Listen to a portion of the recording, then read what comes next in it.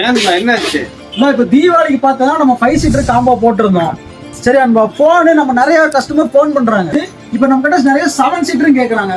நம்ம 7 சீட்டருக்கு காம்போ போடலாமா? 7 seater combo தானே, போட்டுட்டா போச்சு. மீண்டும் மீண்டுமா? 7 சீட்டர் காம்போன்னு சொல்லிட்டேன், அதுல என்னத்தை தான் கொடுக்க போற?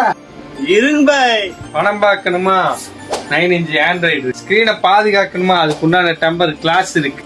ரிவர்ஸ் பார்க்கணுமா, ரிவர்ஸ் கேமரா இருக்கு. காது குளிர பாட்டு கேட்கணுமா, காம்பனன்ட் ஸ்பீக்கர் இருக்கு. நல்லா ஜம்முன்னு உட்கார்ந்து போகணுமா, கலர் கலரா சீட் கவர்.